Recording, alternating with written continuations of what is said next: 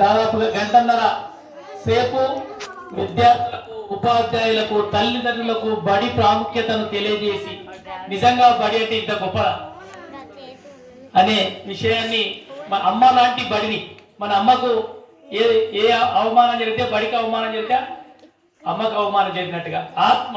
So బడి అనేది ఎంత ముఖ్యం, ఒక గ్రామానికి బడి అనేది ఒక ఆత్మ లాంటిది. ఆ బడి యొక్క అభివృద్ధిని బట్టే గ్రామ అభివృద్ధి ఉంటుంది. కాబట్టి చాలా చాలా సారు సందేశాలు, చాలా స్పీచెస్ నేను వింటూనే ఉంటాను. అప్పటికి ప్రతి స్పీచ్లో కూడా వైవిధ్యం ఉంటుంది, చాలా చాలా స్ఫూర్తి ఉంటుంది. మీ అందరు విద్యార్థులందరూ కూడా సారు మీ అందరికీ దిశానిర్దేశం చేశారు. మీ అంతా మనసులో మనం చేయాల్సినటువంటి కార్యక్రమం బోధపడిందని నేను అనుకుంటున్నా. అర్థమైందా? మనం చేయాల్సినటువంటి కార్యక్రమాన్ని, పాఠశాలని ఇంకా మనం ఇప్పటి వరకు చేసుకున్న పాఠశాల అభివృద్ధి కేవలం మనం 5-10% మాత్రమే, 90% మిగిలి ఉంది.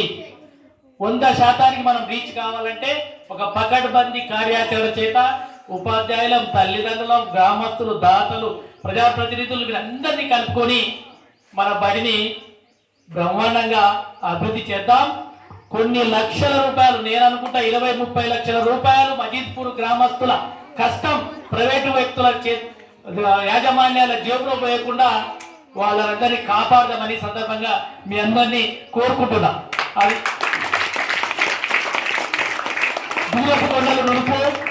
మనం మీకన్నా టాలెంట్ ప్రైవేట్ స్కూల్ పిల్లలకి ఏమి ఉండదు. మీరే ఇంకా ఒక రకంగా తెలివైన వంతులు. జీవితంలో ఎన్ని కష్టాలు వచ్చినా తట్టుకునే శక్తి సామర్థ్యాలు మనకే ఉంటాయి. ఇవాళ నిజంగా మాట్లాడాలనుకుంటే సామాజిక బాధ్యత కలిగినటువంటి పౌరులు మనమే. ఇవాళ దేశాన్ని రక్షించాలన్నా, సైంటిస్టుగా కావాలన్నా, ఇప్పుడు చూడండి ఎవరైనా కూడా ఇటువంటి ప్రభుత్వ ప్రైవేట్ పాఠశాల నుంచి ఎవరు సైన్యంలో చేరడానికి సుముఖత ఉంటారు, తక్కువ. 90% ప్రభుత్వ పాఠశాల పేద పిల్లల బిడ్డలే ఇవాళ దేశానికి రక్షిస్తున్నారు. ఇవాళ మనం అంటున్నామంటే కాబట్టి సామాజిక బాధ్యత కలిగిన ఉన్నతమైన భవిష్యత్తు దేశానికి కావాలంటే గ్రామంలో ఉండే ప్రతి పేద బిడ్డ ఒకే బెంచిపై కూర్చొని తారతమ్యాలు లేకుండా విద్యను అభ్యసించినప్పుడే సమాజ స్థాపన జరుగుతుందని అనేక సార్ యొక్క సందేశం వల్ల మేమంతా ఎంతో స్ఫూర్తి పొంది ఉన్నాం.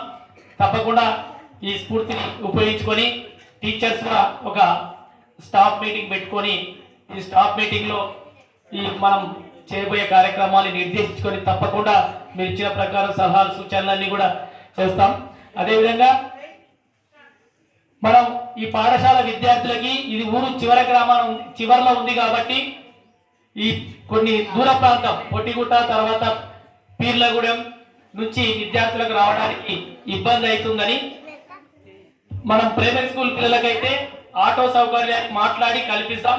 హై స్కూల్ పిల్లలకి ఖచ్చితంగా పిల్లలకి సైకిల్ ఇప్పిస్తే బాగుంటుందని సార్ అన్నాడు. నేను ఇప్పటి నుంచి కూడా అందరు దాతలు ఇంకెవరైనా బడికి సహాయం చేయాలనుకుంటే నెర్రపల్లి నుంచి కూడా పిల్లలు వస్తూ ఉన్నారు. 1 టైం స్కూల్ కాబట్టి వాళ్ళు పోవడం రావడం ఇబ్బంది అవుతుంది కాబట్టి వాళ్ళకి వీలైనంత వరకు మీరు సైకిల్ ఇప్పించగలిగితే ఆ పిల్లోడు బడిలో చదివినంత కాలం ఆ సైకిల్ ఇక్కడే ఉంటుంది. బడి నుంచి వెళ్ళిన తర్వాత ఆ సైకిల్ బడికే ఇచ్చి వెళ్తారు. కాబట్టి ఈ సైకిళ్ళ విషయంలో దాతలు ఆలోచించి సహకరించాలని కోరుతున్నా.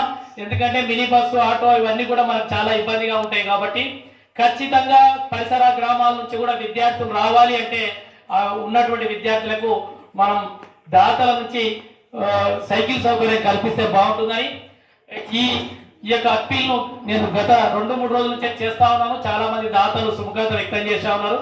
ఇప్పుడే మన సమావేశానికి విచ్చేసినటువంటి గోపగొండి శ్రీశైలం గౌడ్ గారు, శ్రీజ డెవలపర్స్ వారు ప్రకటించిన విరాళాన్ని మనందరి ముందు ఇవ్వడానికి వచ్చారు. నిన్ననే ఒక దాత సత్యనారాయణ అని అతను శ్రీశైలం గౌడ్ గారి వాళ్ళ డెవలపర్స్ లో పనిచేసే వ్యక్తి ఫ్రెండ్ అనుకుంటా, అతను 40,000 రూపాయలు మన మైక్ సెట్ కొరకు నిన్న విరాళం ఇచ్చి ప్రకటించి ఉన్నారు. అదేవిధంగా లక్షల రూపాయలు ఇంతకుముందు సార్ చాలా చాలా చెప్పాడు. దాతలు ఎంత నమ్మకంతో మనకు లక్షల రూపాయలు బడికిస్తా ఉన్నారు. అందుకే ఇక్కడ మరి డయాస్ నిర్మాణం కూడా మనకు బ్రహ్మాండంగా కాబోతుంది. డయాస్ నిర్మాణ దాత కూడా ఇక్కడే ఉన్నారు. మేడిపల్లి భాస్కర్ గారికి కూడా ఈ సందర్భంగా ధన్యవాదాలు.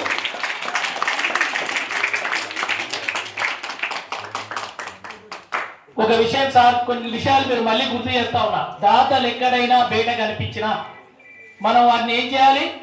నమస్కరించాలి. అంటే మరి దాతల్నే కాకుండా మరి వేరే పెద్దలను గౌరవించారా?